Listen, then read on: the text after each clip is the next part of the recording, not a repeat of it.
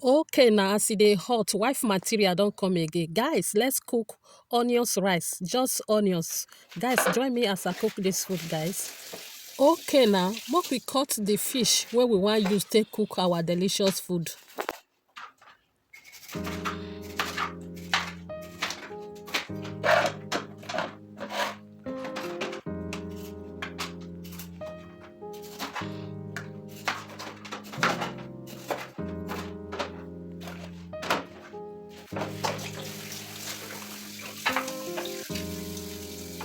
Okay, now as e dey hot, make we start cooking.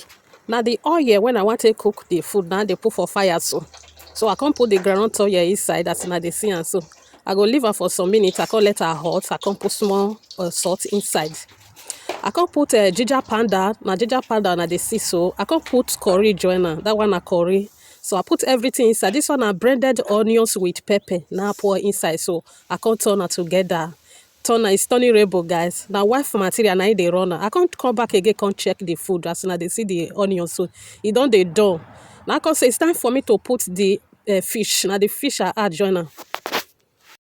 Okay, now I say make I turn am make dem for marry theirself very well. So now time to put maggi. I put one non maggi cube inside as una dey see am here, guys. Please, guys, if today is the first time coming across this channel, please don't forget to subscribe. So I can't turn it together. After I turn, I can't cover and make it cook. Make them for cook well, make them for sweat them in there. So I come back again, can't check the food. And I see I don't boil, don't cook. I can't add water, join now. After I put water finish, I can add small salt join am. Make everything for marry yourself very well. Make them for sweet together. So I can turn am, I can cover and make it boil. Okay, now make we wash the rice when we want cook. So now the rice when we want cook be this. It's time to wash it, guys.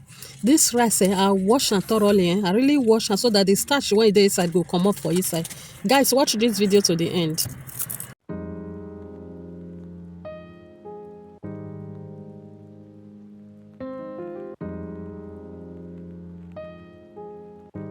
I don't wash the rice finish now to check wetin dey fire so that we pour the rice inside.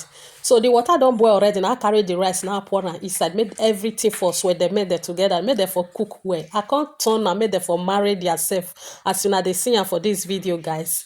So I turn am very well. After I turn am finish, I cover am.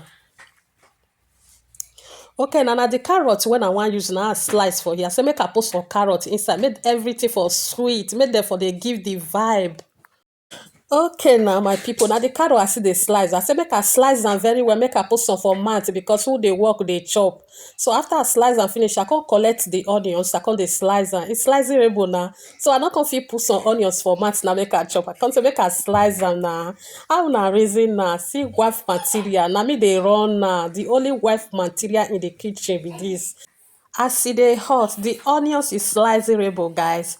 So I don't slice and finish I can say okay now make I pack and put for the plate. And so I take pack and put for the plate. I can mix am with the onions together with the carrots. So it's time to check the food. So the food don't do. I can say make I turn am for under, make it not go burn. Una see the way I dey turn am so. I turn am. This one na onions food. Only onions with carrot as una dey see am so. I come test am. After I test am, say okay everything dey okay. It's time to add the onions and the carrot. I come put am inside. Make them for marry theirself. Make them for sweat them make them together as una dey see am for this video. Guys, if you chop this food you will not chop any other food again. So sweet and delicious, guys. I can't cover and make it cook. Here I can't come back again, come check and una see am so. Now they see rice. See onions rice na. See rice na. Who dey run na? Na me dey run na. The only wife material na im dey run na. I turn am very well. I turn am, make everything for sweat dem make dem together. I can't even dey find the carrot when I put for inside. I don't see am again. Everything just go hard for the under. Now so no, today I must bring you come outside. Now so I take turn am o. Guys, if you see the way I take turn this food this food come dey beg for my hand.